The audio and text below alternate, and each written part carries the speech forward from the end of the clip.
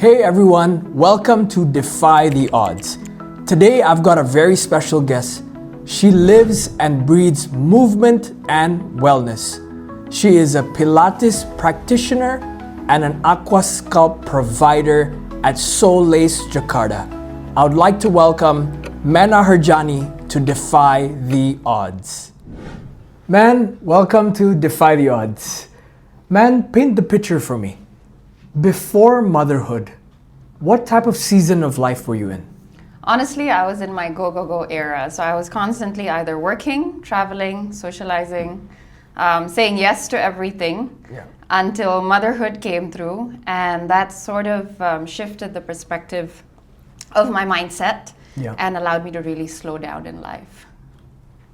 If you could describe what type of woman you were becoming at that time, how would you describe yourself? Career focused and independent. I think those would be the two words that I'd use to describe myself before motherhood came through. Okay. Man, when you go back to that time, at that season, is there an experience that you vividly remember? Yeah, so I think what really reshaped me was surrendering control. Before motherhood, I was a control freak. I planned everything, but motherhood changed that for me, and nothing ever goes as planned, as we all women know. But I think I have a particular experience in mind that I really want to share because it was the night before Diwali day. I had gone to bed after feeding Arya, which was about 11 or 12 in the night, and then she decides to wake up at 2. And the next day was full steam. We had prayers, we had, family visits, etc., etc. And I really needed my sleep, right? But 2 a.m. she decides to wake up and does not go back to sleep till about 5 a.m. So I was awake till then, and then we got maybe 2 hours of sleep, and then we were up at 7. And I had to continue with my day as normal, without, looking tired, without feeling tired, showing up at my best. And that's when I realized that shift from control to acceptance really changed the way I looked at life after. For sure. So let's talk about pregnancy. When you first found out you were pregnant, what were the emotions going through your mind then? It was beautiful because Jatin and I had planned this perfectly. We wanted 5 years between the both of us before, we brought in another human being. And so things went exactly by the books. We got pregnant. We were ecstatic because it happened obviously in divine timing as well. And then we found out we were having a girl. And, the happiness just quadrupled at the time. Did both of you want a girl, or? Yeah. So both of us really wanted a girl. He comes from a family of boys. So obviously he wanted a girl. And I mean, I have a sister, so I know what it feels like, that relationship, that bond. And so we really wanted, both of us really wanted a girl. So was there a moment during pregnancy that shifted and changed the way you saw yourself?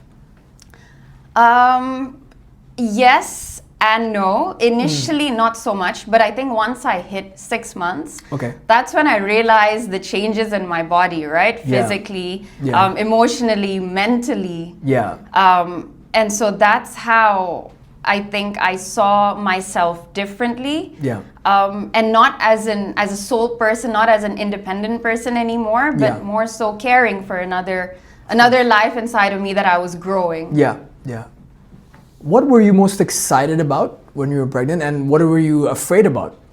Oh wow, I was excited for this whole new life that Jatin and I had in front of us. Of course. And having a girl as well, and we were just over the moon, to be honest. But what I was most afraid of was not sleeping. I need my sleep, and I knew I wasn't gonna get much of it. So I think that's what I feared. Okay, understand. So, man, take me back to the day beautiful baby Arya was born. When you held her in your arms, what were the emotions then? God, she was perfect. She is perfect. And I think that's the only word that came to my mind that day and still does today. So I think it was not a very difficult labor. It was pretty good. We delivered, very smoothly, no hiccups, and things were fantastic. Awesome. So, man, when did you first notice the birthmark? And what was going through your mind at that moment? Sure. So I noticed the birthmark 2 weeks after she was born. Okay. It had gone darker because I looked back at her, the time that she had just come out. And when I compared, to be very honest, on that first day, there was a shade, but we didn't think of it at all at the time, when we had just given birth. But it became really evident 2 weeks post. I didn't know what it was. Yeah. I was afraid. I was filled with fear. And so I think the two emotions that came towards me were just feeling overwhelmed and fearful. And how did you deal with that at that time? I closed off to a certain extent. Yeah. I obviously spoke to my parents about it, to my sister and to Jatin. We all had a talk about it. Yeah. And then I think the first person that I reached out to was her pediatrician. Of course. I sent pictures to him and I showed him what it was. And he was sure from the beginning. I didn't want to believe him. Yeah. But he had told me that this is something called cafe au lait, so literally milk and coffee. Okay. It's a brown patch on one's body, and it only comes post-delivery, a few days to a few weeks post-delivery, and that's exactly what we experienced. Okay. And what were the reactions from people around you? Because at that time, you did seek and probably tell whoever was close to you, right? Yeah, I did. And the reactions, before I could even talk about it, I had close family come up to me and pass some really brutal comments. I don't know what it is about, the society we live in, but physical appearance is so profoundly regarded, unfortunately. And I had to face that. I wish it were about me, but it was about this girl that I had just birthed, right? And I think that's what really pained me the most. So you're saying people would come and visit Arya and immediately the first conversation would immediately say something about her birthmark. Yeah, unfortunately, yes. And the people who said this were close family. Yeah. I had someone come up and say, "Oh my God, she has a birthmark. Is it going to go away?" And I was dumbfounded because I knew deep down it was a birthmark, and birthmarks don't go away just like that, Yeah. That was one of the many. Another one, I had someone come up to me and tell me, "Oh, don't worry, there's always makeup." Wow. So it hurt. It hurt to hear all that, especially being postpartum. I mean, we all know postpartum is generally difficult. And, to birth a baby girl with visible difference made it all the more harder to deal with. Yeah. And with going through this, did you feel like you were prepared, or was it something that you just had to navigate day by day? Because say like you had one visitor and then unexpectedly they would say something like this, then I hope not all visitors would say these things, right? Yeah, so no, just going back to your second part of the question. Yeah. Not everyone commented on her birthmark directly. I had people come up to me and tell me, "Oh, you must have done something wrong during your pregnancy." Or someone else said, "You mustn't have gone to your room during the solar eclipse. And so the sun must have scarred your belly, and then, that would have marked your baby's cheek." So all these comments were really hard to hear. But, to be honest, nothing prepares you for pregnancy or birthing or postpartum for that matter. Yeah. So no, I was not prepared for dealing with the comments that were thrown out at me, having birthed a baby who had a visible difference. When you have people saying these comments, how was your first reaction? Like, like you said, you closed off. When you say you closed off, like, you still have Arya to take care of at that moment. Like, if you take me back to that time, how did you deal with that? That was really hard because I had to be okay when I was not okay. Correct, yeah. And that was very difficult for me to manage emotionally. Yeah. I saw her 24 hours of the day, 7 days a week. And every time I saw her, I looked at her birthmark. Yeah. And that was hard to deal with because I wanted to look beyond that. Of course. I wanted to be able to look beyond that. Yeah. And the first few weeks, I want to say the first few months were really difficult. But once I decided that it wasn't about me, it was about my daughter Yeah. That shift just flipped the switch. Yeah. And that was after a couple of months that you just had that shift. Yes. Okay. Did you seek out information from doctors or whoever to deal with this? Yeah, so once I realized that I had to talk to people about it, that I couldn't manage on my own, and I had to seek help, that's when I spoke to moms with kids who had visible differences as well. Okay. I looked into going into support groups that were not in Jakarta. They were, out of the country. And I spoke to a couple of moms who had birthmarks themselves. Yeah. And they assured me that the journey was going to be okay. Of course. And that's what I needed to hear. That's the kind of support that I really needed at the time. And when I realized that when I seeked for it, I found it. Yeah. So when you said that you spoke to people outside of Indonesia and Jakarta, there were not a lot of people that are going through that here, or is that just...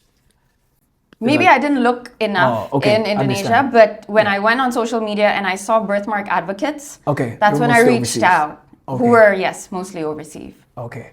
So after giving birth, how were you doing emotionally? I was spiraling downwards. Okay. Especially after realizing that Arya had a birthmark. Yeah. I was ashamed. I was fearful. I did not go out for a while. I did not want to bring her out because I was afraid what people would think of her. And I think that really brought me to a dark place. Yeah.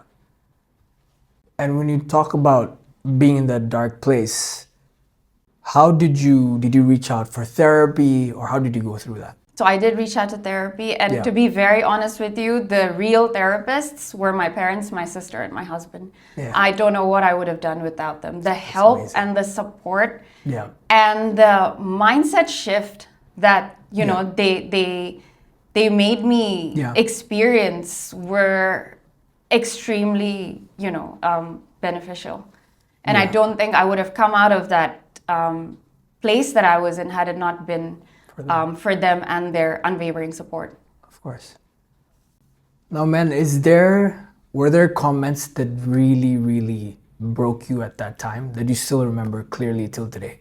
So the 4 comments I mentioned earlier, but I think what really hit me was when one lady told me that you must have done something wrong for your daughter to have a birthmark.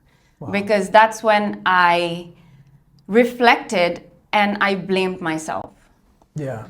And I had sleepless nights with Jatin, crying to him about it, thinking what I could have done better or what I did wrong that I could have potentially avoided for this not to happen. Now, how did you slowly climb out of that mindset and that space? So movement has always been my therapy, whether it's working out, whether it's Pilates, yoga, running, swimming. And I was given the space, I was provided with the help from my parents, my sister and my husband, to slowly come out of this cocoon that I was living in when I had just become a first-time mom, to really go back into doing something that I profoundly enjoy. Yeah. And I think because I did that, I was really, able to come out of that place that I was in when the birthmark came through. Yeah. Do you ever, after all this, was there a point you felt comfortable talking to your friends about it, or did it take a long time to be able to start talking to people? I think to my girlfriends, it was fairly quick. Okay. It was soon after, I had sort of dealt with it for a while. Yeah. But I think speaking to people outside was hard. It still is. It still is from time to time. But, I found so much comfort in knowing that there are good people out there, because I've had people come up to me and tell me that her birthmark looks like a heart. Yeah. And, whatever it is, it's a very tiny comment. It's super minute. But it matters. But it matters a lot. It was heartwarming to hear that, aside from all the negatives that I went through. Yeah. Of course. So when you were in that cocoon of just being home, you faced a lot of fear, right? Like you did not want to meet people.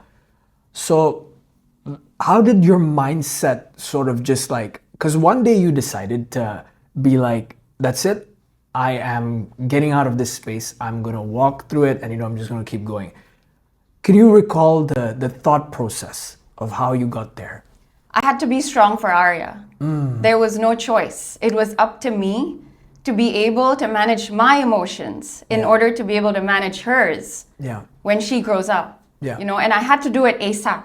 I couldn't stay in that place for a very long time. I was fearful, I was ashamed, I was sad, I was upset, I was angry.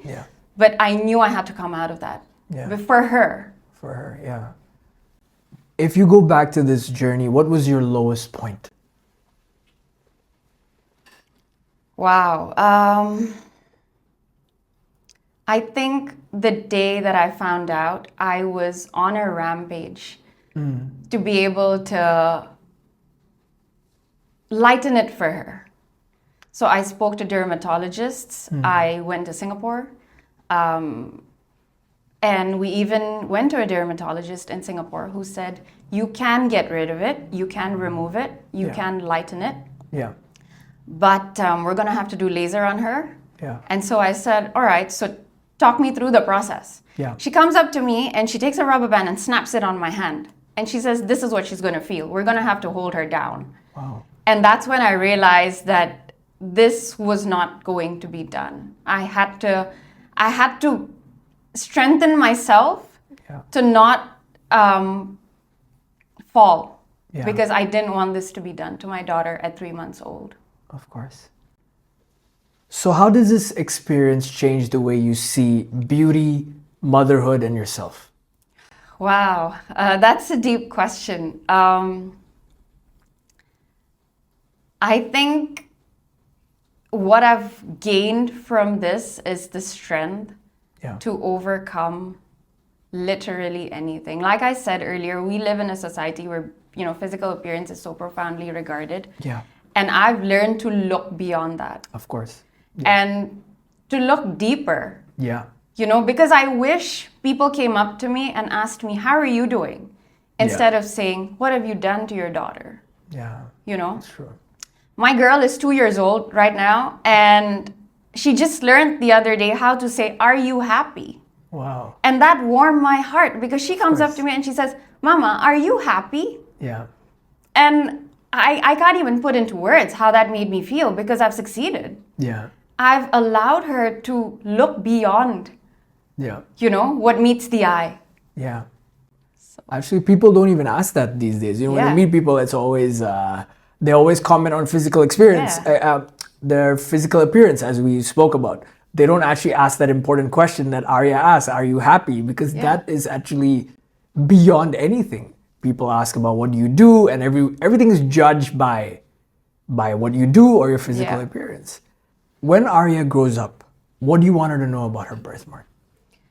So Jatin and I have both decided that we will instill so much self-confidence in her, into being confident about this person that she is in and out. Of course. But again, at the end of the day, it's going to be her decision because it's going to be the life that she leads. And we need to know that she's confident in her own skin. So once she's old enough to decide what she wants to do, the option of laser or leaving it as it is, we're going to support her decision entirely. Of course. What do you hope Arya carries from the way you handled this chapter? The strength and grace, to be very honest. And for her to keep asking people, are you happy? For sure. Because that goes beyond anything that meets the eye. 100%, for sure. So, man, I want to close off with this. I want to ask you if there are parents that are going through this as well. Maybe they have a child with a visible difference and they're confused, and as you said, like, there's a lot of fear, there's a lot of emotions that they're going through, but they dare not speak. What advice do you have for them? Firstly, I would say don't close off. I know it's harder said than done, but seeking help, reaching out to people, talking to parents with kids who have visible differences help a lot. So I think just know that, you know, you're not alone in this journey, that there are people walking by you. Yeah. And to make sure to reach out. Yeah. Because, you know, you never know what anyone else is going through, and they could be possibly going through what you're going through or have been through what you're going through. Right. And it really helps to communicate about how you feel. For sure. Man, thank you for your time. Thank you for your story. And we appreciate you and we thank you so much for everything. Thanks for having me. Of course. Thank you for tuning in to Defy the Odds. If this story moved you, share it with a friend. Don't forget to subscribe so you don't ever miss an episode.